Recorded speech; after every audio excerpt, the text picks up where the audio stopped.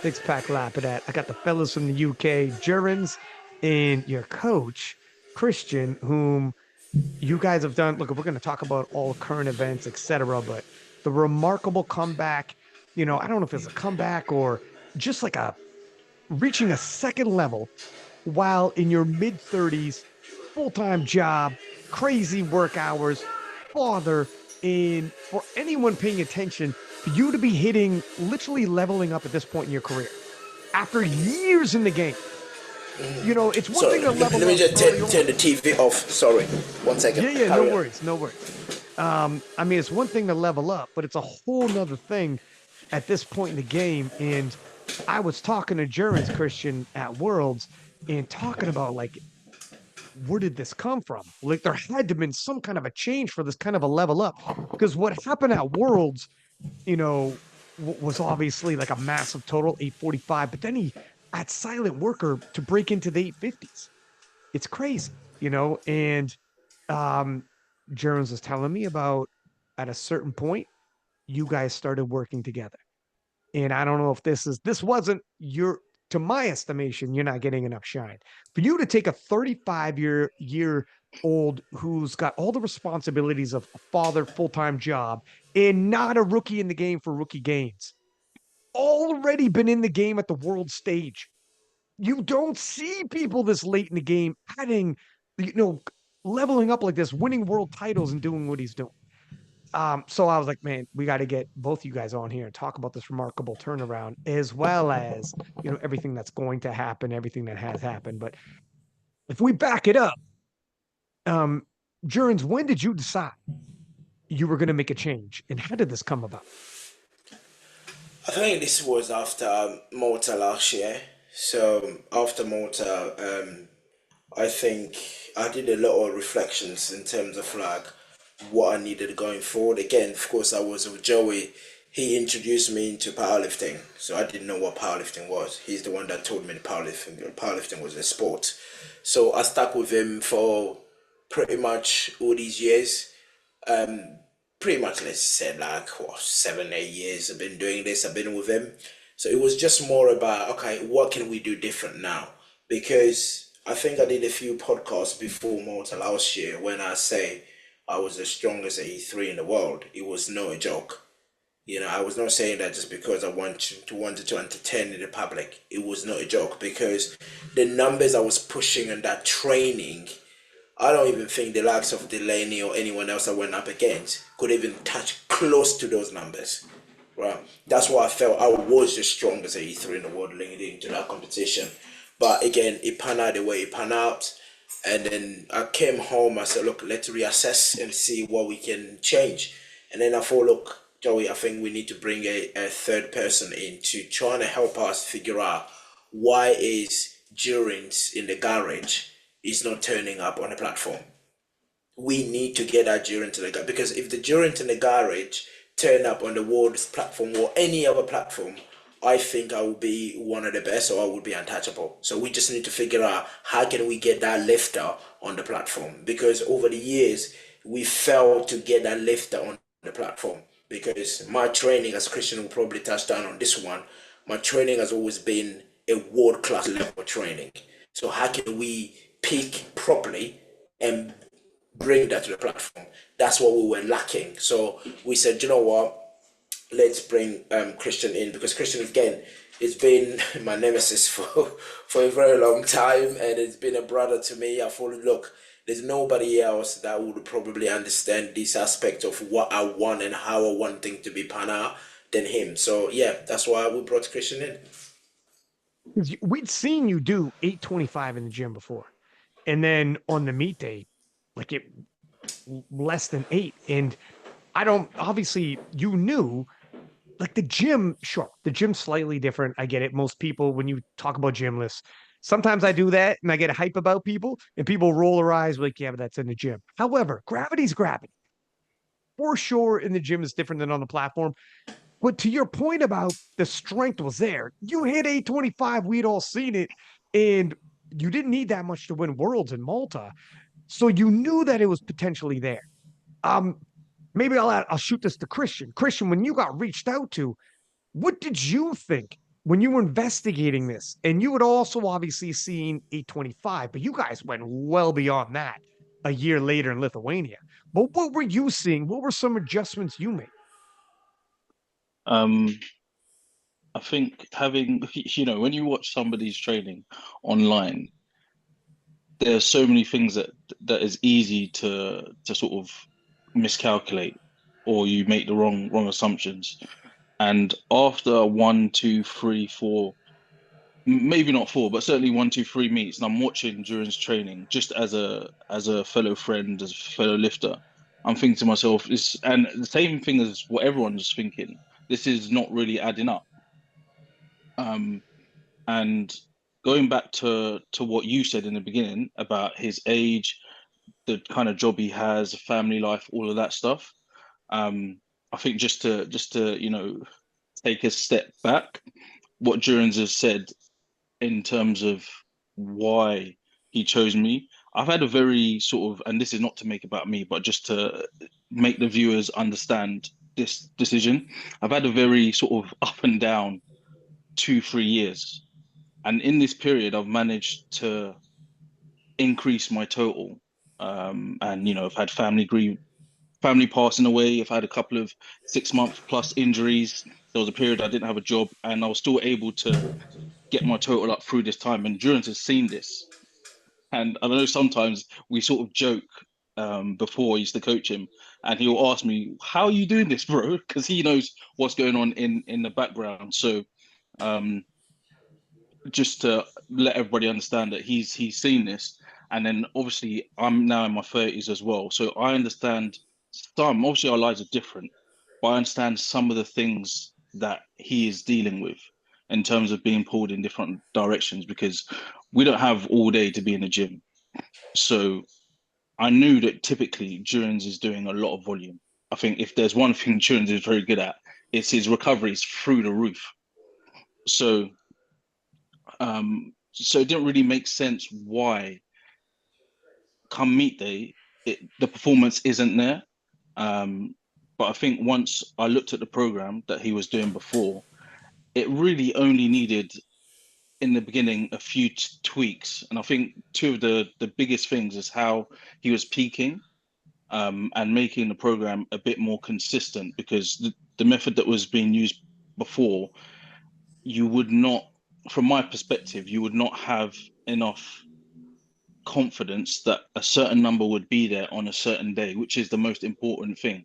I mean, when you're training, one week you might feel good, and the next week you don't. Is the kind of vibe that I was getting from during this before. Whereas now we know within a certain confidence interval that it's going to be there. I mean, even before Worlds, we said 8:30 minimum, all the way up to 8:50. So, which is obviously more than he'd hit before, but we'd the training had gone so well that we had that confidence. Was the confidence for you, Jurgens, there in terms of because you would experience like highs, you would smoke lifts in training, come up to worlds and didn't have a day and you thought like, what the heck happened? And then when you made these adjustments and a new coach, it can be scary sometimes because you don't know. You have trust, but you haven't done it. When you're you did Euros, but you were thinking you needed more than Euros. What was your confidence level at with the new coach and everything changing? And my God, you were talk about a baptism by fire. I think for me as well, it's like it's a trust that was because one of the things about me that probably the listeners I would just clarify here. I'm a type of lifter where I just do as I'm told, right? I don't question things in terms of like, why do I have to do this? Why do I have to do that? I just do as I'm told, right? And because I trust the people that I work with, I give them all my trust, and then I believe they will get me to the line. But in terms of like the world championship, this prep. I had so many questions for Christians. So many. Every time like he was doing a block, I'll be like, what the fuck's going on? Because like I was doing things like I've never done. Right? In terms of like it will probably touch down on this one where we had to almost like hold like pull back everything, thinking, look, we don't need to go ham in this prep. You know, I know even when I spoke to Flex, who was talking about Russ, you know, taking it easy. This prep, Ryan, I kid you no, is the easiest and laziest prep I've ever done in my life. Right? Where Christian would tell me like, look, your squat, we don't need to load over 305 in training, right? We don't need to load over 340 on the deadlift, you know. And I was just like, Jesus Christ, all these numbers you're thinking I'm gonna hear on the platform, and you don't want me to touch them? No, no, no, no, no, you don't. You don't need that. You know, I think I've only pulled over 325 twice this prep. You know, twice. You know, I pulled 325 and I pulled 337, isn't it, Christian? Or was it like 337 or 337 was 335? Yeah, yeah. something like that. That's all I pulled. And I pulled only one 335 and one 325. That's it. So, but in the past, I'll be pulling these big weights for quite a few times in training. So when this was not happening, and I was literally messaging Christian, I was like, I think we're in trouble here. You know, I'm not touching this. You would be like, shit, man. I guess it's you have to have total faith it's going to be there on the day. Yeah. One of the messages sent me, like, we were talking about it a few days ago on my deadlift when he was talking about my top hand. He was like, "Oh, you shouldn't be thinking," because I was thinking, well, like, Christian, I need to be able to pull 340 in the meet, right? Because if I don't pull 340, I'll be like, I'm a failure. And Christian was like, "No, you shouldn't be thinking about 340. You should be thinking about 350 plus." I was like, "What? What are you talking about?" You know, I've never even touched 340 in the meet, and you're telling me 350 plus. He was like, "Yeah, that's where your top end should be."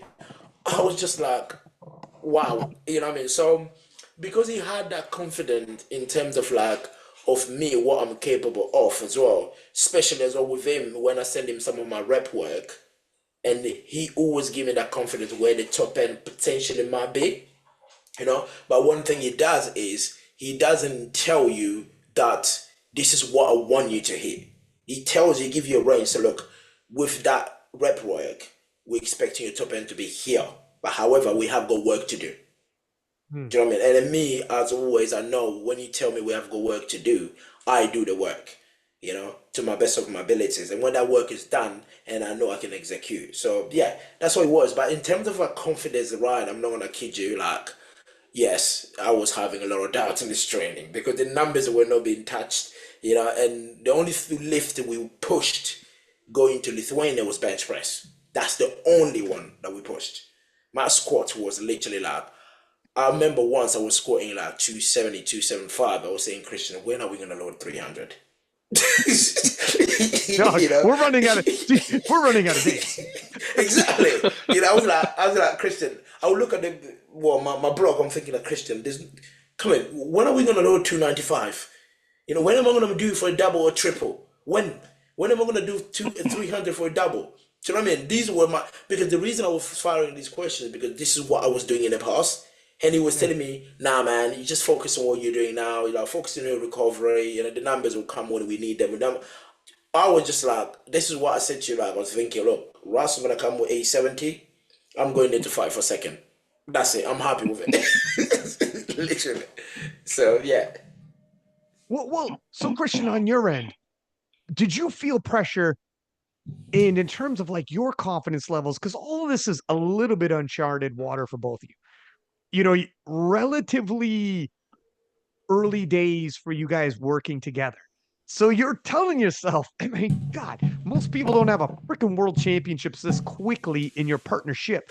So to be sending Jurins with this programming, and you never know how certain people react to certain programs. Not all programs work for everybody. It's not quite totally new. While it's new working with you, like you said, you were paying attention from afar, if you will.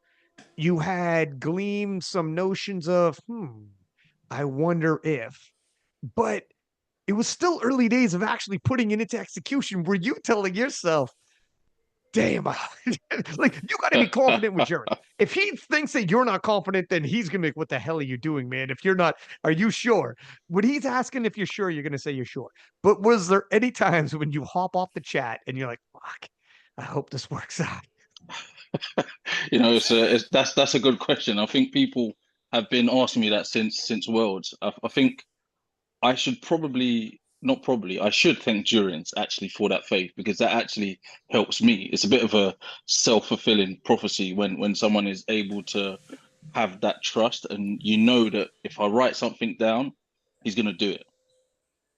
So I think there was pressure, obviously. I mean, I know not everybody would have even agreed with his decision in the first place, and then the timing of it, because realistically, our first big meet together was the one in Croatia, where he totaled 23 and a half, and then Worlds was a second meet that we properly worked together. So I think I had seen enough to understand what I believed was the right thing to do because I know Jurins is again he can recover from almost anything. He was doing a lot of volumes as he said himself. He the prep that we did now was actually easier in terms of workload than the prep that he had all the preps that he had done prior. And I think Croatia was really when it twigged for me because prior to Croatia, and I told Joey and Jurins this before, I said to them, okay, this is what you had been doing, all right? We already know Jurins is elite. We want to get him from A to B, right? So that jump has to be limited. There's only you can't turn a whole program on its head when the stakes are that high. So there was only sort of a few changes I made for that first prep for Croatia this year. Um, and that's when he did the 840 in training. So typically what he would do, his rep work, his I think 3 to 5 rep range, you would be maxing that out, doing crazy lifts all of the time. And then you do a big SBD, and then he'd have some time off, too much time off, and then he'd compete. So the change we made there was we pulled back a little bit for Croatia so that he could do that big 840. I think that was about 10 days out, isn't it, Durance? Mhm. And I was thinking that's enough time for Durance to recover. And then we added a little bit more into his taper because his taper was crazy before. He was doing barely anything. So we just added a few sets here and there in that week, and I think he had what about 3 days rest, Mhm. and he normally has more than that, like 5, 6, even. 7. Yeah. Oh well, there you go. And when I was watching, because I was sat there in front in Croatia, I was watching him. I was thinking he's hitting the numbers, but they are looking so much harder than I wanted them to look, because I think you know because he recovers so much that was almost like a red herring because just because he was recovered enough to do some big lifts in training does not mean that he's recovered enough to have that pop. Because if you watch how he was lifting in Lithuania, things were smooth and he almost had a little bit of explosiveness to him that you hadn't seen before on the platform, but you normally see when he's doing those big sets in training. So I thought, okay, before he started working with me, he's done a lot of volume. He does these really intense sets. Then he has quite a bit of rest, and then it kind of it doesn't really pan out. So then when we did Croatia, we took a little bit of the volume out. We kept the intensity. He did that big 840. We had a more sensible taper, and it was a better result because the 823 was still an all-time PR for him. But I kind of knew that this wasn't it. So, so for the Lithuania prep, as Tunes has already said, we stripped everything right back, and we added singles in there from 12 weeks out. I don't think he was doing that before, so he gets that practice with big weights. And by big, I mean like 90%. We're not talking, which for him is what, 280, 285 to start, which is still quite light for him. But for me, he needed the practice without digging himself a hole. So, so I knew it was a risk to have that kind of strategy.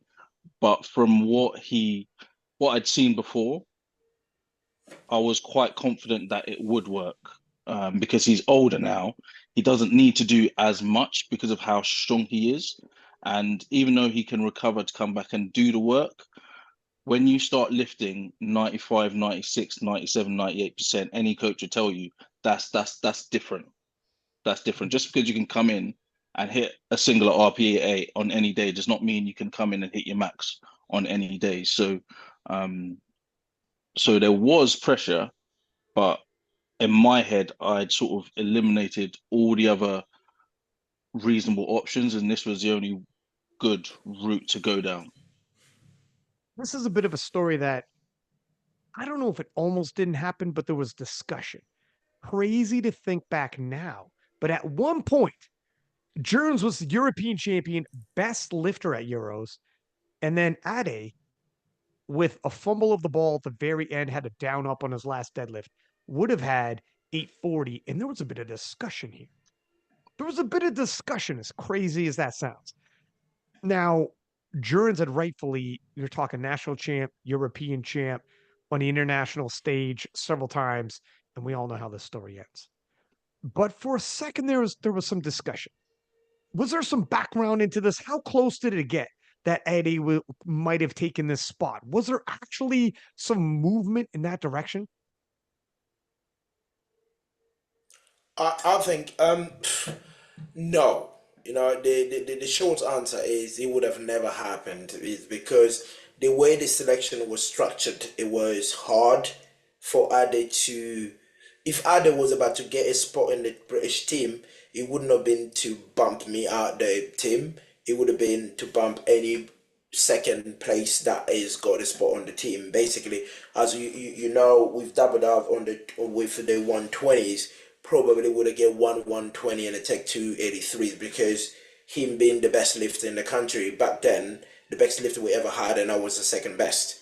So we can't just not take me and take another 120 who's placed like fourth or fifth. So yeah, Mm, in terms of like if Ade had made the team, it would have been me and him to world, just like in the past I've had me and Owen going to world. But it was not a story anywhere where Ade would have been in the team and I would have stayed at home and drink coffee and watch them on the live stream. No, that would have you're never had crazy. that happen. So yeah. God, can you imagine how freaking that'd be absolutely insane, man. And yeah, thank God it didn't. Now that everything transpired the way it did, going into this world's Christian, what was your confidence levels? If Jurgens was telling himself, Russ might be 870 and I'm battling for second, what were you telling yourself? I was kind of, and I said this to Jurins last week actually, I was not focused on the end result. I'm a type of person where I focus on what I know that I need to do. I focus on the process. And there's this phrase, you can't work, there's no amount of work that will guarantee you an outcome, but you can guarantee that you deserve that outcome. So that was my whole sort of ethos with him, because he asked me last week, did I think that this would happen? I said to him, okay, if you break this down, I never said to him the words that, you know, we're going to beat Russ, but the numbers that I was telling him about, it was basically 310 to 315 squat. It was 182 to 185 bench, and it was around a 350 deadlift. Now, it doesn't take a genius to work out that if you add those numbers up, it's 845 to 850.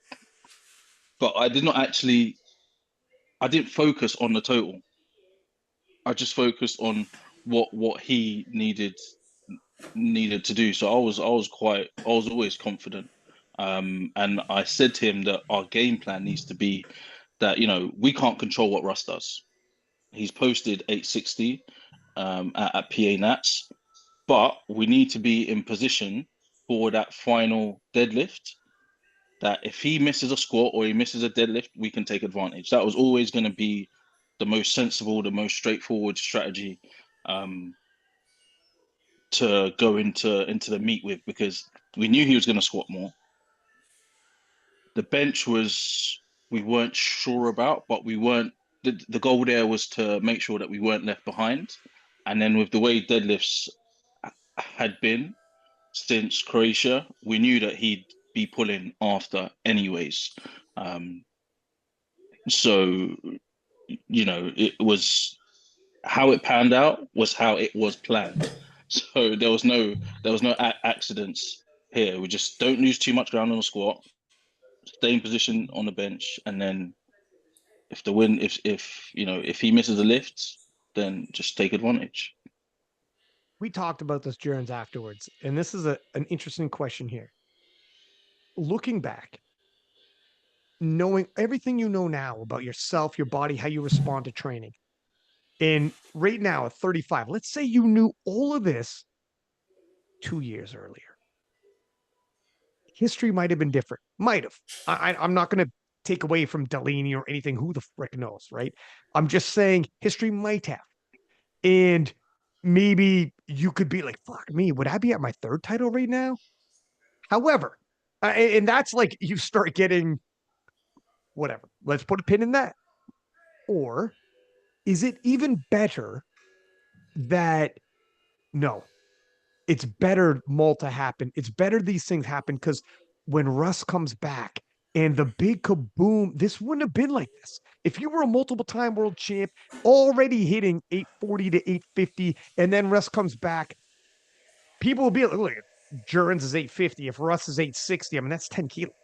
Everyone already knows. There's no miss. It's already done. It wouldn't have been as impactful if you win this. But my God, what a sports moment this was.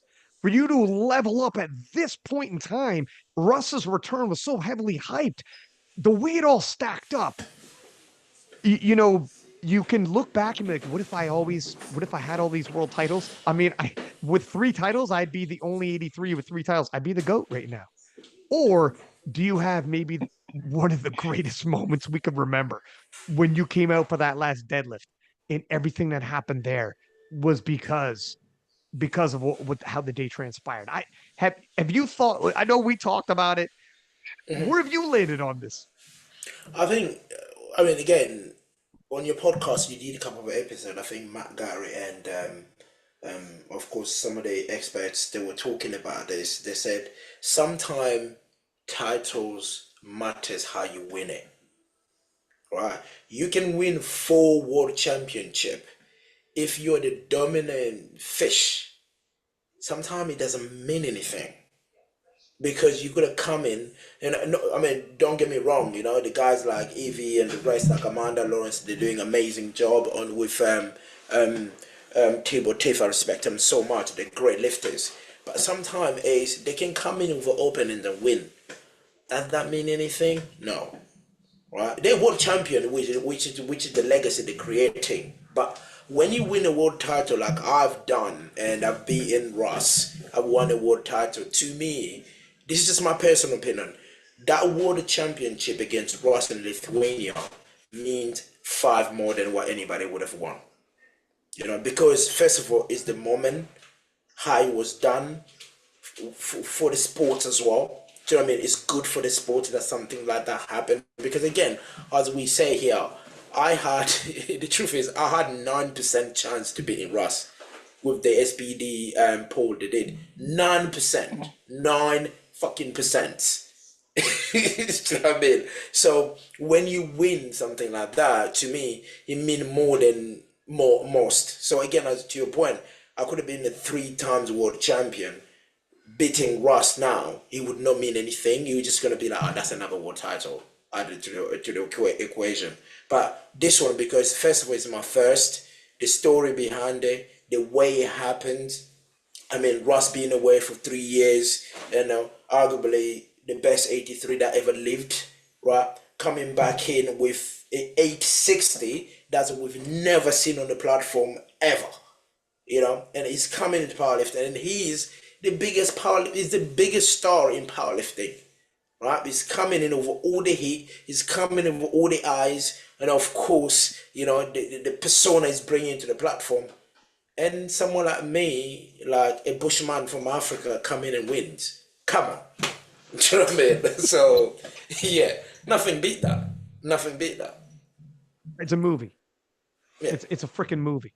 And to an extent, you might get to have best of both worlds because now when you guys face off, it's a whole nother ball game, isn't it? Now I think people it's have still recalculated. Ryan. I think it's still favorite. You know what I mean? I don't care what people think. No, no, I you don't know care. what? I don't know about that. I don't know about that. Now, listen, I can understand if you want to be the underdog because there's a couple reasons why it helps. If you're an underdog, the pressure's on the favorite. Like the pressure's always on the favorite because you're expected to win. It's easier when other people expect someone else to win and you're training. And you're like, all right, I'm gonna upset the apple cart. But listen, there's some recalibration, and I'll tell you why. And I respect the way you're approaching this, and I think in a lot of ways it keeps you hungry and it's good. So I'm not trying to change your mind on this, but take this. The recalibration now, and I'm sure you've heard it, is can he do this overseas at this level of competition under IPF standards? Maybe 860s inflated, and he never was an 860 at Worlds. Maybe his top end at Worlds isn't going to be that, and Sheffield sure as heck is going to be IPF Worlds level officiating. Maybe it's not that guy. Now this is I'm not saying this, and people as soon as you lose one, lose too. I mean, we're talking silver medal at Worlds. That's harsh wording, but as soon as you take one L in brackets, people start talking crazy. You know this. That's sports. But there's a recalibration in the room, and people are super duper high on you for good reason. Look what you did at Silent Worker a week later. You're no flash in the pan. Now you're in the eight. Now you're in the 850s. I don't know. Me and Matt Gary said we think Jurins. This is Matt Gary. He's American, and he said I think Jurins is the favorite. And I said I think Jurins is probably the favorite going into Sheffield. I'll let you voice your opinion on it. And how do you feel, or whether you think you are? If they put up a poll, not let's say like because obviously you think you're going to win, but if they put up a poll, who do you think is the favorite? Oh, I mean, if you put out a poll, I was still gonna come second best. Russ is still gonna win. He has grown the popularity, right? One thing I did not get it twisted. I won once.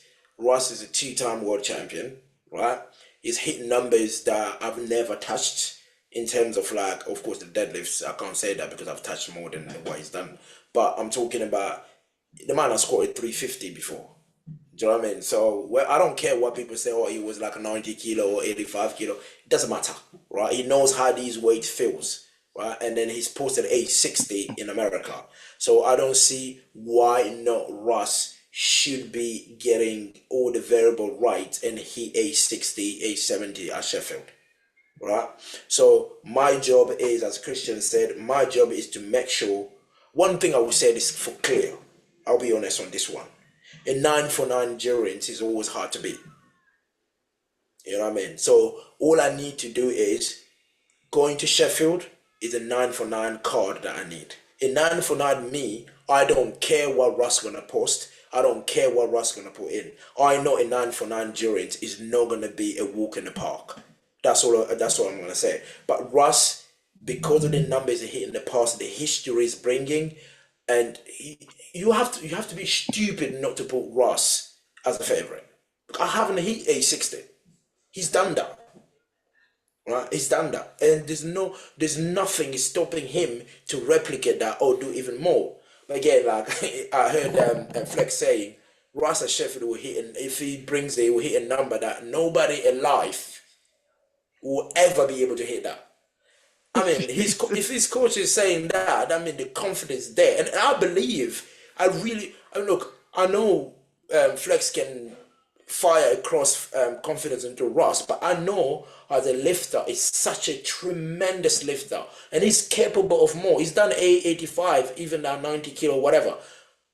I'm not saying he can't do that as an 83. He can. Why not? Do you know what I mean?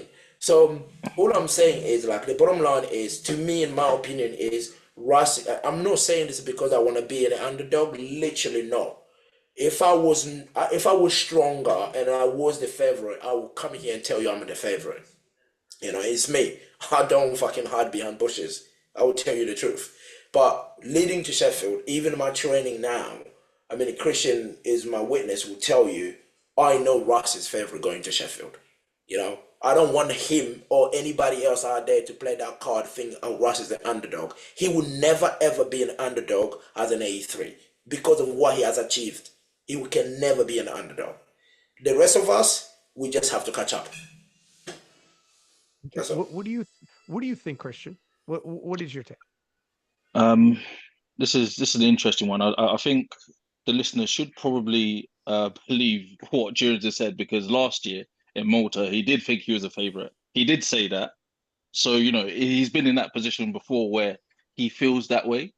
And so obviously it didn't work out then, but he will tell it how it is. I mean, that's Jones is famous in powerlifting for telling it how it is, even before this moment. I think personally, um, the number that I'm looking at as a benchmark, this is not the ceiling, but just a benchmark is that 860 because that's what has been done at 83. That's what we know about. And it's recent. This is not a total from 2.5, 3 years ago. This is something that was done in 2024. So I think Jurins is the kind of person where, whether he's the underdog or not, it does not matter because he has this mentality that it is never enough. He has this sort of hunger that, even I find it difficult to deal with sometimes because he'll be telling me that his squat is shit basically, and I'm squatting the same as him. So, and I'm in a whole weight class above. So And you're a I three-time think national champion too. You're no slouch. exactly, so that's the kind of mentality he has. But from my perspective, I think now, um, especially after Silent Worker, the answer is more. I don't know. None of us can understand or can predict what he's going to need at Sheffield, but I think now it is the trick is to not fly too close to the sun, but at the same time push a little bit because if I'm if I'm being sort of if I'm being honest, I think we're gonna whoever anybody is gonna need 855 to 865 in that region realistically, and I hear what you're saying about maybe maybe Russ didn't never had 860 in him, but that has to be our assumption. We're not gonna Mm. assume that we're gonna get a weaker version of Russ because that is poor preparation. And ironically, that is the reason why Russ and Joey have themselves said was one of the reasons why we saw that version of Russ in Lithuania. So we're not going to make that mistake for sure. Um, I think maybe underdog is too strong now, but certainly Russ is still the favorite because he's totaled more at 83. But obviously, like Jones has said, he's going to be right there. Um, and he's not going to be a walk in the park. And we've got how many months now to build on what we've done. And I think because typically Jurins is a lighter one, we've got a little bit of body weight to play with, although that's Kedrick's um, area. But there's enough there for us to be confident that he's going to be very close again. So I mean, that's just what it is. And to be sure, I'm not echoing. I'm not saying I agree with the sentiment Oh that yeah, yeah, yeah, yeah. Russ's reputation is inflated or whatever. I'm just saying this is sports. You know, sports fans are. As Yeah. soon as someone loses, and use that term air brackets, he took a silver medal at Worlds. That's not a loss. But as soon as someone loses for the first time in 5 years, people automatically start questioning everything. He was never this, never that, whatever. It's what it is. Um, does Russ, in your estimation, have a squat depth problem that you think might rear its head at Sheffield again? Or are you thinking, what are you thinking about this? It had been a conversation previously in his career. He adjusted and made the proper adjustments previously in his career, but he almost bombed out. If you remember, I forget what year it is now, but on his last squat, on his third squat, he saved himself, averted disaster, and won comfortably at the time he could do so. But this was a bit of a conversation leading into this Worlds, not 2020 hindsight. Leading into this Worlds, people were saying, not crazy high, but we know international reffing. Well, I'll throw it to you, Christian. Put my man Um, Jurins off the hook for a second here. What do you think? uh, it depends on where you're pinning his squat, is what I think. Because, we've seen him squat 340, 350, and those are high squats. Anyone will tell you that. Never going to get that on the IPF platform. But in 2021 Sweden, I was actually there at 83 competing against him, where he set that 321 record, and that was a great squat. There was nobody's going to say that was even close. It was fantastic. Three white lights, if I remember correctly. So I think it depends where you pin his squat, and it depends obviously now he's got time to address this. I don't know whether it's a mental thing. I don't know whether it's a body weight thing, because when you are lifting at 90 versus 86 versus 83, it's a different kettle of fish. So I don't think he has a depth problem, and the reason I'm saying that is because I can squat 310 at the minute. If you ask me to put 325 on my back and cut 3 inches of depth, I could do it. Right. And post it into Instagram. So, but do I have a depth problem? I don't think so. It just depends on where I'm pinning. If you understand what I'm saying, where I'm pinning my top end squat. And this is where the conversation came with some people is like, when he's hitting that in the gym, it was deceiving where they thought maybe his top end might be, and his real top end was lower. Of course, he had 860 to Jurins' point earlier. He's still at 860. So, but it could rattle people thinking, oh, what if it's 870? What if it's, it makes it difficult to start taking gym lifts and attaching it together. And I think we're going to start collecting more data points on Russ on the international stage. I know what you mean. And will this be a situation where Russ has the strength, can take it to depth? Or is this a situation where Russ doesn't have the strength for that kind of squat if he's going to go to depth? And there's no correction of taking it to depth. It's more, you're going to have to take the weight off. And what does that look like? And what does that give him in terms of a total? That's a different conversation. Yeah, If we're honest, and we don't know the answer. I yeah. I think, you think know, that's Ryan, I'm hearing people, I've listened to a lot of podcasts and I've seen a lot of stories on social media, even some of the comments on some of the reposts you're doing. For me, I've seen people thinking, oh yeah, Russ is going to come to Sheffield age 70, age 60. Let me just put it in context right there for people, right? Russ told to age 60 in America, he scored 330, benched 190, and pulled 340, if I'm right. Right? For him to total 860. For us to total 870, for the listeners, he need to score at least 340 kilos. Right? I'm just gonna put it out there. He needs 340. Or if he doesn't score 340, he need a 350 deadlift. Again, I'm gonna put it out there for people to have a context of what, because people can throw numbers around thinking it's just like, oh yeah, they're just pebbles or bag of sugars. No, they're no bag of sugars. As Christian said, a 340 score for us is different than a 320 score for us. Do you know what I mean? So do we believe he can score 340? Do we believe he can pull 350? Do you know what I mean? But one thing I believe is he has the strength to replicate the 860 he did in America, to replicate that on the Sheffield platform. But if I'm sitting here, you asking me, say, oh, as Russ go 80 or 80, 85, like people thinking he can hit, I will tell you no. If 85 kilo is a lot of weight for an 83, right? And has he got the potential to do that? Yes. But in 5 months' time, no.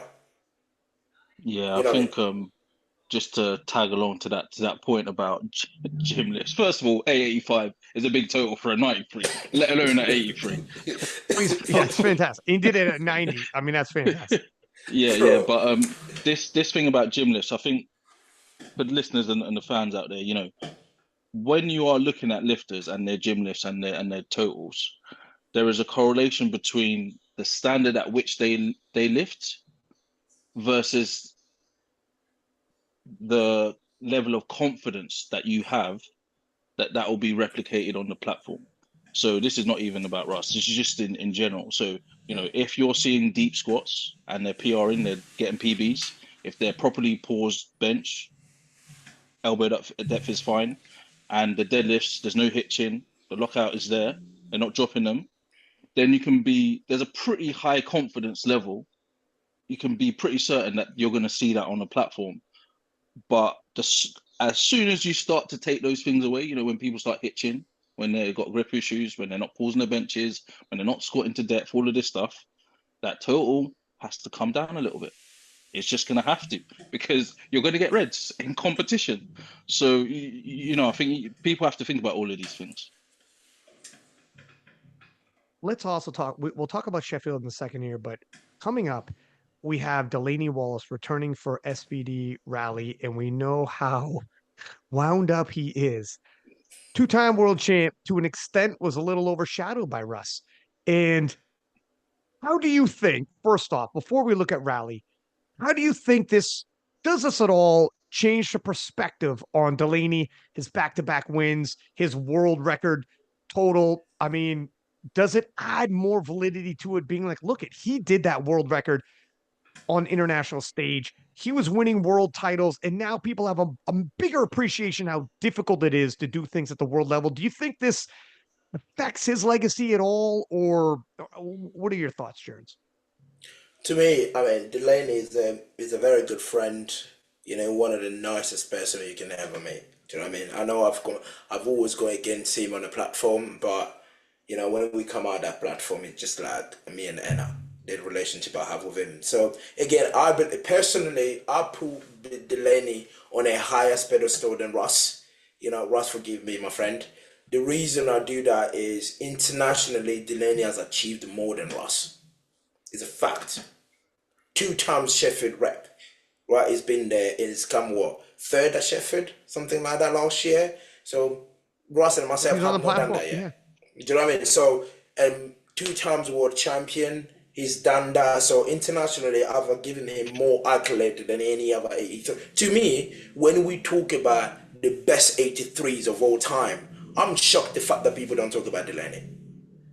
That shocks me Love it, because dude. I'm a huge Delaney guy. I love the I praise mean, you give him. when we talk about best 83 of all time, what else the man has to do to prove himself? He's a two-time world champion. He's represented the class at Sheffield twice. Nobody has been able to do that. He's done that. He's carried us on that platform when Russ decided to be in USAPL. Do you know what I mean? To me, like the fact that people don't talk about Delaney when they talk about it actually annoys me. Do you know what I mean? But in terms of like him being under Russ's shadow, yes, of course. In America, they have got that sports culture, sports mentality. Of course, when you're going up against Russ, you're always gonna be under Russ's shadow. Look, I've said this. I might have beaten Russ, even if I win again in Sheffield, or even if I win again at the World Games, or if I win again at World, I will always gonna be under that shadow because it's Russ. Do you know what I mean? He has got a big personality, and then I'm sure Delaney understand that, you know. And then that does not bother Delaney at all. You will speak to Delaney, he will tell you it's fine. He's okay with it, and he's honest with it. So again, I've always given him all the flowers, all the accolades in the world, and I believe when we talk about the best 83 that ever lived, Delaney's name should be on that bracket. It should be there. Do you know what I mean? Because he has achieved more than pretty much all of us. But in terms of like whatever's happening now, what pains me the most is the fact that the man just broke the world record in Sheffield, right? Yeah. And now he's going on around to find a way to get to Sheffield back. I know. That is painful. That is painful. You know what I mean? As a lifter myself, I could have been in his position That is the worst thing you can do. You know what I mean? In terms of like, I've beaten that world record. I am a two-time world champion, but I'm not even gonna be there. It's tough. But again, as I said, like he's a man that know what he's doing, and I don't think he's laying anything of what I'm doing or what Russ is doing to distract him. And what is next me at Raleigh, I think we're all gonna be shocked about what Delaney will be able to post. So yeah, I'm looking forward to it. Hey, so let me snowball off and I'll get Christian's impression as well. But I agree. First off, I've seen some videos. He hasn't posted. It's freaking Delaney Wallace, typical not posting his shit. I love it when people post, but I'll respect that he didn't. But I don't know if he showed you. I know you guys talk in DMs too. And yeah, he's super friendly. He's just that guy. He doesn't give a shit if you guys are competitors. He's gonna be friends with everybody. But he's doing crazy things in the gym. Crazy things in the gym. The numbers I'm hearing that might hit the platform are not exaggerative based off of the gym. Now, let's see what the frick happens because weird things can happen. Do you anticipate he has a pathway back to Sheffield? If he just what do you think he has to do to get back to Sheffield? I mean, getting back to Sheffield, let me put it straight right there, man. People thinking all these guys are going to be lifting a Raleigh, whatever they. Delaney might total 900 kilos at Raleigh. It still does not give him a path to Sheffield. Mm-hmm. Delaney's path to Sheffield is what he did this year at Sheffield. That 842.5 kilo, which was the world record Delaney broke, that's what gives him the path to Sheffield. That's what me as a friend, as a lifter, that's the only way I see Delaney can get to Sheffield. Get Delaney to Sheffield because the world record belonged to him.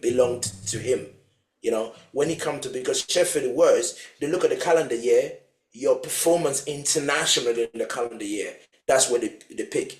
Raleigh is not an international mate. Do you know what I mean? I mean, that's a fact. If I'm wrong, go and ask Pete Spence. No one will blow numbers at Raleigh and end up at Sheffield. It's not going to happen. But people that will end up at Sheffield is people that have performed at Sheffield last year and the people that are performing at World.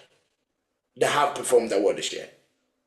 So, yeah, in terms of like, he need to go and blow the numbers. Yes, of course, he need to go blow that number Raleigh. And if he total age 60, age 70, that mean in the local, well, on home soil, Delaney will have the biggest 83 total in America. Not in the world, in America. Unless he does it in the world stage. And then we're going to consider that in the world. But at the moment, 845 is the biggest 83 total in the world.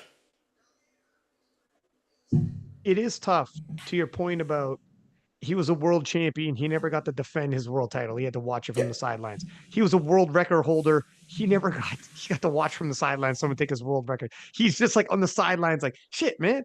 I didn't, and he hasn't It's lost since hard. then. He's like, I I haven't even know. lost since then. I just don't. I know what you mean where he's like, I don't know. And then I do understand where if you are Delaney and you're like, look at I understand if SPD is not looking at rally, but damn it, it's the only shot I got to try to force a hand. I have back-to-back world titles and the world record.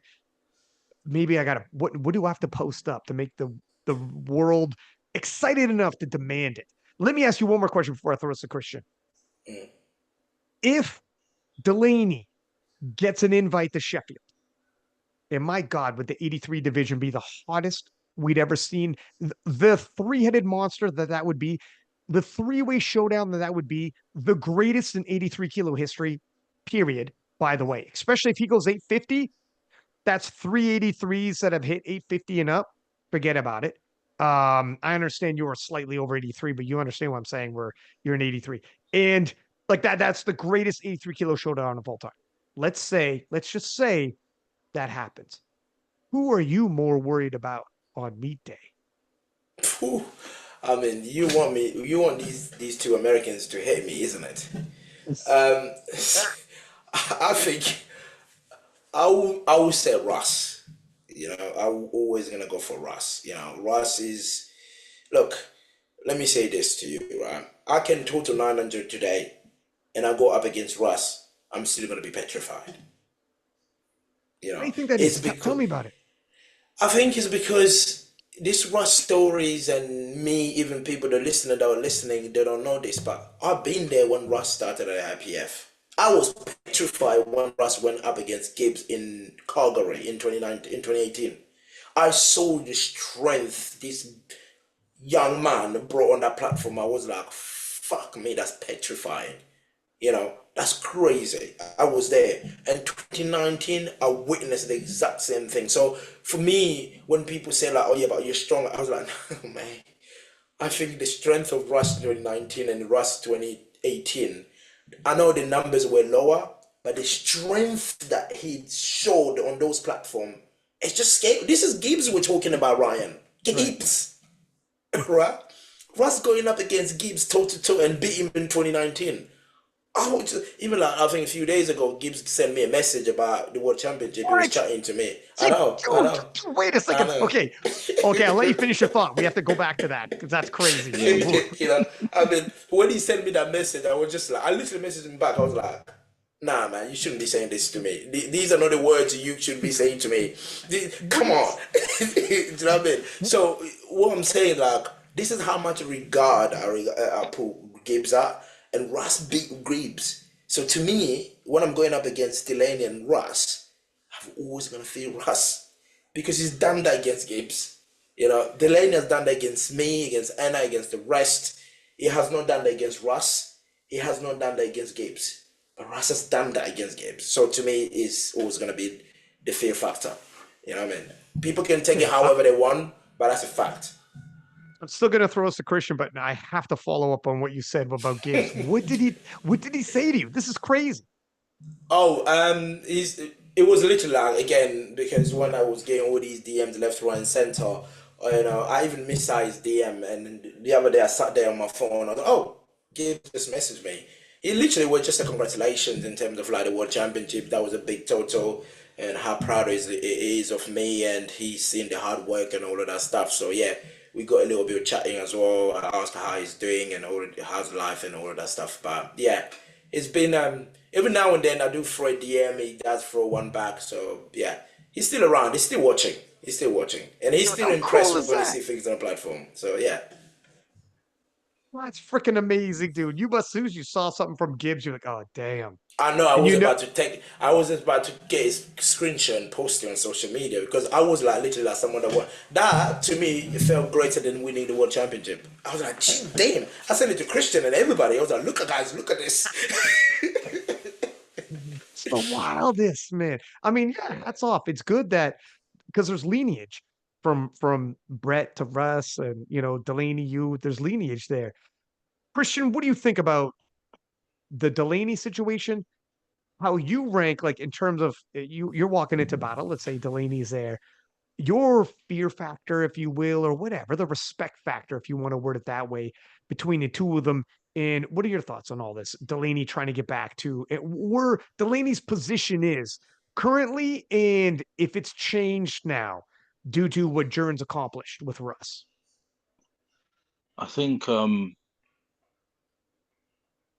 assuming Delaney still has a path to Sheffield, which is his Sheffield performance, he Riley's not gonna it's not going to get him that pass to Sheffield, but when they're talking about wild cards, it can certainly influence the decision on who to take in one division versus another. So he has to do his job, even though, consciously it doesn't matter, but definitely we're all human. Subconsciously, it does matter. If he totals 830 versus if he totals 850, 852, that's a different conversation Right. when Pete has to speak to Ben and all the rest of it. Um, so yeah, he's that fire is stoked. He rightfully so feels aggrieved because, like you said, he hasn't even got a chance to defend himself. He's just been taken from him. Um, in terms of who I would be more concerned about, it's got to be Russ. I mean, for me, it's not really even a difficult decision. Delaney has done more.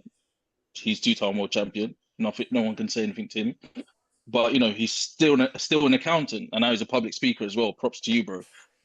Um, Russ is like he has himself, his personality. He has what he's achieved, and then there's all the YouTube stuff, all the social media stuff, and everything else that comes with Russ. So you're not just fighting Russ. It's not just Russell Orhe that's on the platform in front of you. It's him, everything he's done, and everything else that's behind him. And that is like, and the other thing I think, he is a professional powerlifter. If he wants to turn the screw on how hard he's working, his recovery, his gym sessions, all of this stuff, that's within his realm. I can't do that. I have to like submit a request to my manager to change my Which hours will of be work. denied. Jurins has to do the same, and he has to check with Sophie and his son Lael. So it's not the same. So I think because of that, he is definitely the bigger threat, alongside the fact that he's totaled more at 83 than anyone else at the minute. I'll keep going back to that. He can, decide to put 50% of his time into powerlifting or 70%. And now, because, I don't like to say that he's lost, even though he did, but it's almost like people forget that he still totaled a world record. That's what he did.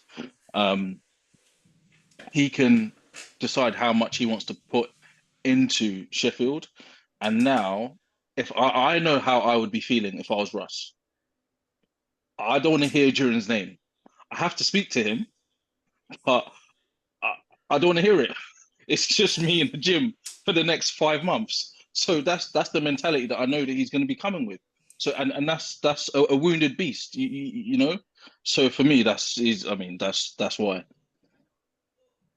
Fair. Your second piece, your last piece right there, where your Delaney doesn't have the open wound that Jurins gave Russ. Where in terms of where Russ must be going through right now, and the whole I don't have to do anything but power lift, and he's wounded right now.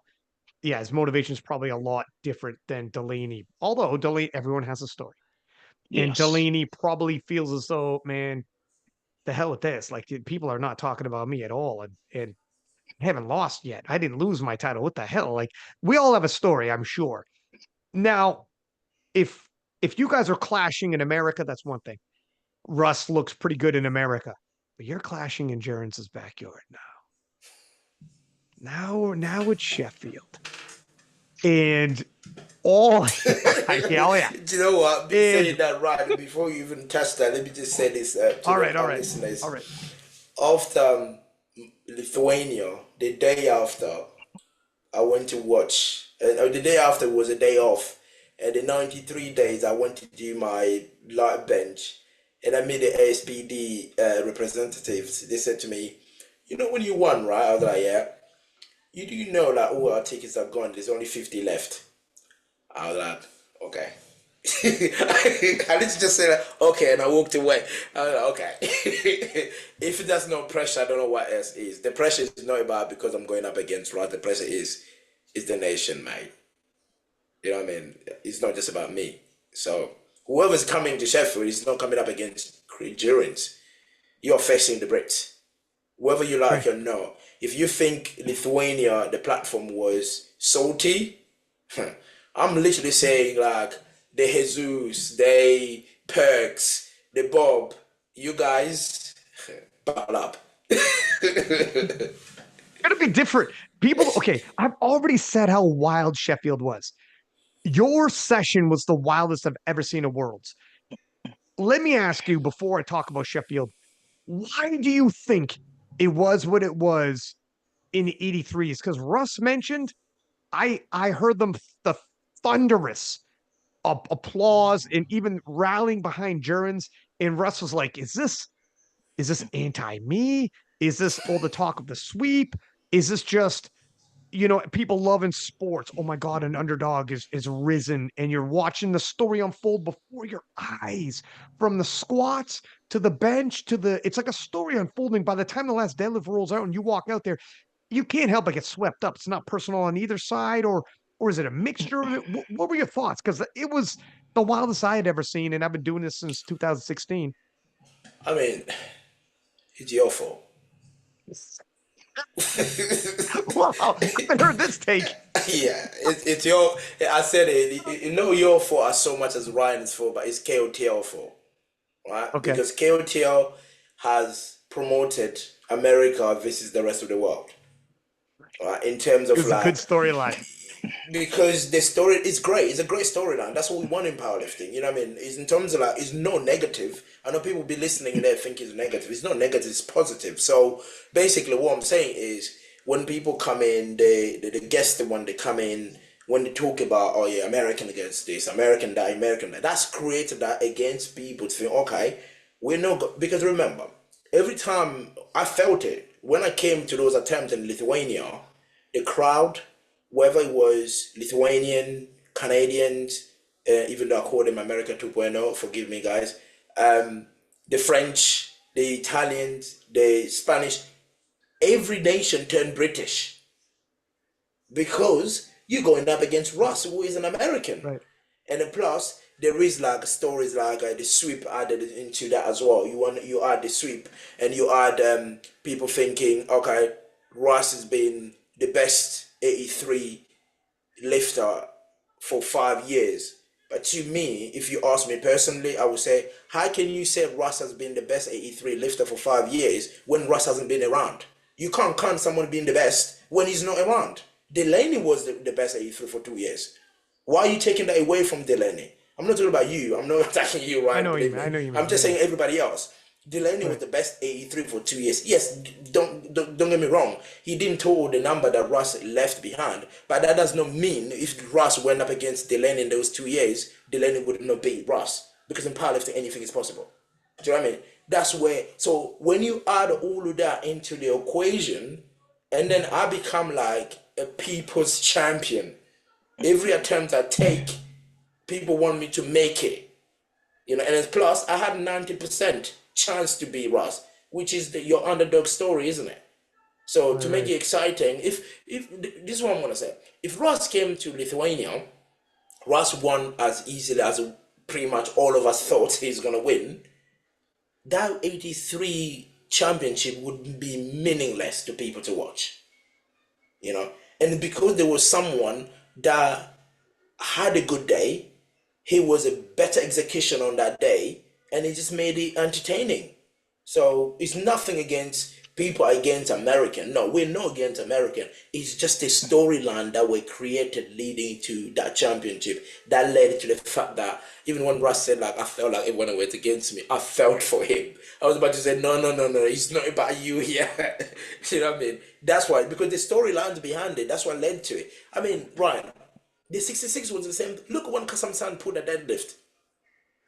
That place could have been broken into two in half. It's because that one the storyline followed. But with Waska was a different story because come on, Waska is like you just want him to win. Do you know what I mean? Well, So yeah. yeah. I, I agree 100%.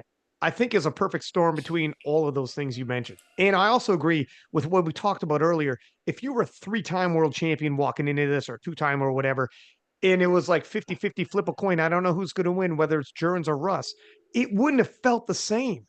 But the fact that it wasn't perceived as that and they were watching something special unfold is why it rallied into the way it was. So I think it is, to your point, everything you had mentioned. And Russ, to an extent, in the last couple of years, has leaned into a bit of a villain arc, which set up if you're winning a lot, like he hasn't lost in like half a decade. If you're winning a lot and you lean into a villain arc, things are going to change. But it makes people care. It elicits emotion. That's what you need. And this talk of the sweep, and the reason why I was leaning into it in every podcast, because I knew it would rally emotion between the rest of the world. I knew that because America is already perceived as cocky, arrogant, whatever the hell. Got you. Check. So lean into the sweep talk. But even when I had Americans on here, we're like, I'm not going to say the sweep. Every fucking one of them I brought up the sweep. But I knew. But the thing is, like, to your point, you're right. Like, I knew what I was doing, but it's for the good of emotion and make people care and make people pick a side, as opposed to I'm watching and whatever happens, happens. It was special. This world was different. This one hit different. And Sheffield is going to hit different. And my goodness, maybe Russ was a little bit, if Worlds was eye opening, at least going into Sheffield, he knows a little bit more what to expect. My friend, it's going to be that times 10, but at least you know what it's like now. But holy smokes, talk about hostile territory. Can you imagine he hits his third squat and celebrates? You got to be careful. It's like, be No, calm, my he man. need to he need to wait for 3 white light. If he get the 3 white lights, then he can celebrate. Even then, the crowd is I wonder, does the crowd celebrate with him? Do they boo him? Do they? Because they love you. You have to be. You, I don't know if have you been to any powerlifting competitions since in Britain? No, I wonder. Like but you know I what, was in France and I experienced that. right? And you were received a whole different type in France, but you know what pen is like in France, and pen is reception in France. I'm not saying you're pen already, but my friend, if you win Sheffield, you win Worlds, you do all the things you've done. I want to see what the hell happens to you in Britain. If you how you're Christian, received by the British. look at Christian expression, thinking of win Sheffield, win world game, win world. Jesus Christ. I think to me, I think Ryan, I've said is it's good for what happened in Lithuania, but it's all about. I'm a big advocate of British powerlifting. Right? I'm the first guy that always put British powerlifting before anything, before what I achieve. I know every time I achieve something, it's not just about me; it's about the nations and the federation I'm representing. So I'm getting on that platform not just for Jurins, it's for Team GB. You know, as I've said this in my Sheffield interview, we need to have a slot for a British lifter on that platform every year, on the men and the women. And I've said this to Ben, I've said it to Aaron, I've said it to P. Spence. You know, I don't care about this wild card stuff. I don't care about this winning world championship. This championship is happening in Britain. Just imagine if I was not there. How do you expect the Brits to buy a ticket to go and watch Sheffield? What? Do you mean to go and cheer on Americans? You think I'm going to do that? Do you know what I mean? What? Cheer on the French? Even though I love them. Do you know what I mean? So just imagine if you have a Brit on that platform. It gives us more incentive to turn up. So yeah, to me it's just like turning up for Britain, turning up for myself, and then having fun. But in terms of what it's going to do to me, I have no idea, my friend. Let's wait for that one to happen, then I can tell you. I swear to God, US Sheffield is going to be the craziest. The reception, I can't wait to see what happens. Um, Christian, what do you think? What are we looking at here? Germans in Britain. What is your perspective from a coach in terms of the showdown? What you're going to experience with all of this, and not only that, dog. How has your coaching services been with this kind of doing what you did, achieving what you've achieved as a coach now? And I'm glad you're getting some flowers here because I was talking to Germans. I was like, you know what? Let's have Christian on this podcast because what you guys achieved together is remarkable. Remarkable. It's one thing to take the hot rising star at 23 and just jump on that. It's another thing to take a guy who's been in the game for years in mid 30s and be like, we got something. And it's inspirational for anybody. I'm going to play a clip in a second. I've been hanging on to this. But for anybody who's been chasing a dream and be like, man, I've been doing this. If it would have happened, if it was going to happen, it would have happened by now. And they should just let it go. And you know how many freaking people probably tell people pursuing a dream, if it was going to happen, it would have happened by now. And you start doubting yourself. And talk about an inspirational story this was. But what are your thoughts on it, Christian? Um, to be honest, coaching. Well, first of all, thanks for thinking of me. Yeah, Yeah. Germans I too should. was like, yes, 100%, by the way. But yeah. Yeah. I'm actually not sure what to expect from Sheffield from a coaching standpoint. To be honest with you, eh, I'm just focused on getting him better, on plugging the few gaps that are there, making sure that he's in good condition again to be able to show up and show out. Um, which I mean, it's just my job. So I think that's leading on to your second question. I'm terrible at marketing, and I think oh, it just is what it is. And I think it's worse because it's Durance, because I knew him before because he's my friend, because I know his family. And so, you know, I didn't say anything after Euros, and I didn't really say too much after Worlds because it's enough for me to have helped him to achieve that, to help him, you know, get to that next level, and to be there in person. Because I always think to myself, wow, you know, obviously I was competing at Worlds myself, but once he won, I was like, obviously I'm gonna try, but if I came 10th, it really still wouldn't have I wouldn't have been that upset because I would have his story became my story basically. You know, so I think coaching wise, that's something that I'm going to lean into more now because you know, as time has gone by, you know, things have settled down. I'm obviously proud of what we've done together. So it's been coming through, but I think because I didn't jump on it straight away like certain people would have. Um, I probably may have missed the trick there, but you know, I think it's still been trickling through. And you know, at his age, what we've done together, the fact that that moment was the moment, the way everything happened, and like you said, it was a perfect storm.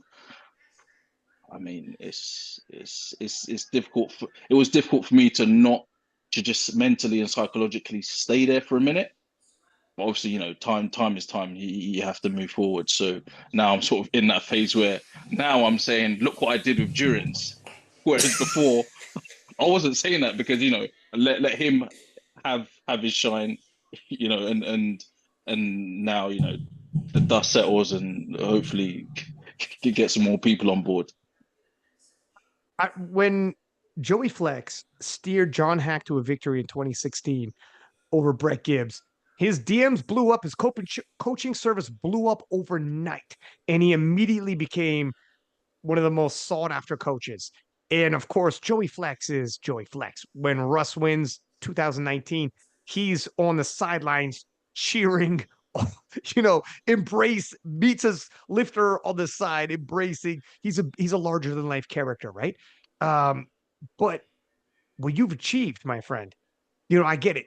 You're not quite that guy. Your personality is more like let my man be out there. I'll be in the back type deal. But dog, what you achieved with Jurins is freaking remarkable. And to do so at this stage and to have done this turnaround for anybody who's looking for a coach, you know, I'd have to think you got to be at the top end. And when I heard Jurins telling me about you afterwards at Worlds and that silent worker when we were in France, I'm like, holy shit. You know, I was interested what you did in terms of adjustments and all that you do. And I knew you were coaching, but my man, what a breakthrough performance for both of you guys. This was huge. Hopefully you get some flowers. I think you should be doing more and more podcasts and you'll probably be sought after a heck of a lot more now that you're out there. Let's take a look at this one clip I Jurins had posted, but it is all part of Jurins' story. And at some point, I'm not going to get into it now, but at some time in the future, Jurins, we're going to have a really real podcast. we're going to go deep because your story is even better than people think, but your story is still remarkable that you can tell. So let's take a look at this one clip here. And let me get my share screen here.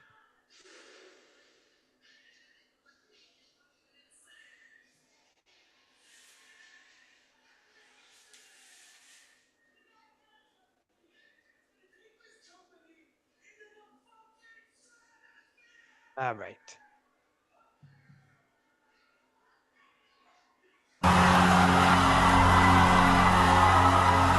And I know people say, a lot of people probably say, I leave everything to God,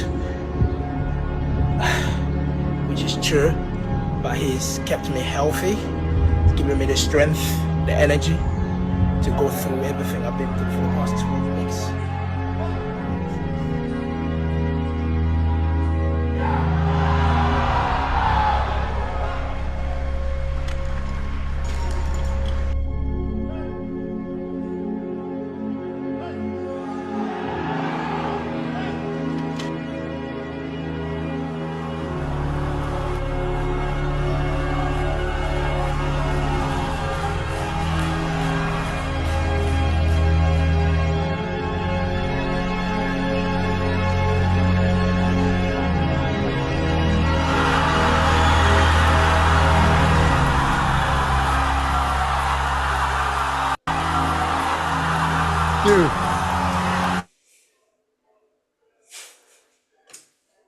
when you see that now,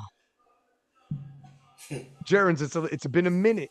You're a little removed. When you see that now, though, and especially the way they clipped it, previous performances, and how's that feel? I mean, thank you to Mo Majid Suleiman. Is the one that did that. Um, I think again tells the story, isn't it? When he did that, he sent it to me. The next thing I said to him, I was, "You really illustrated how I felt in 2018." When I said to myself, I would never ever make myself feel like that again. Basically, when I was in Calgary, I saw Gibbs, Russ, Owen on that platform. I was at the back. Like, I mean, as Christian said, like, Christian said a few things. I couldn't even not be there. Nobody would have cared. There was another 83 on that platform. Do you know what I mean? And I felt so small and so bad that day. Horrible to say to the extent. And I said I was never going to feel like that. So when I watched this clip, when Mo did it, that's how I felt. I felt like, look, the illustration of me not feeling like that again is the result of what happened in Lithuania. Right. So, yeah, I mean, even now, every time by the way, I have not watched the entire meet yet. I haven't. Hmm. I have no got time or even got the courage to watch the meet. I've been watching the clips and the videos people sent me, and of course the SPD lift that they sent me on in the media team. But me watching the entire meet, no, I haven't. It's just because I can't even remember. Funny enough, I was talking to Christian about this. I cannot remember how those lifts felt anymore. Every time I compete, if you ask me how my lift at the Euros felt, I will tell you literally how I felt and what was going on in my mind every time I was doing this lift. But in Lithuania, none of those 9 lifts I did in Lithuania, I remember how it felt and I remember what I was thinking. None of them. I can't. So that's why I can't watch it because almost like I can't relate this Jurins to that Jurins on that platform because they're not the same people. On that platform, we're just like a different human being because I could not remember every single day. I cannot remember. If you ask me how did he feel, I didn't know. Even that 350, if you ask me the 350, the 332 second, the only thing I remember is it felt like a 285 kilo squat, a deadlift. That's how my 285 feels when I put that 332. But the 350, don't even ask me. I had no idea. All I knew is just pull this thing. That's it. So yeah, in terms of like how I feel at Ryan, I have no idea. Maybe it will sink in the next year or so, or maybe when my son will ask me, "Dad, what happened?" Maybe yeah, I'll remember. But now I have no idea.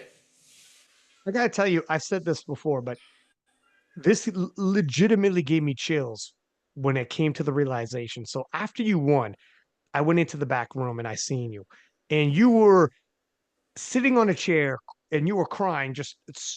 It was hitting you, and I knelt down and we did a collar tie, and you're right close, crying, and you were saying, "I heard him. I heard him." And I said, Who'd you hear? And he said, "I heard my boy. I heard him, and I heard him."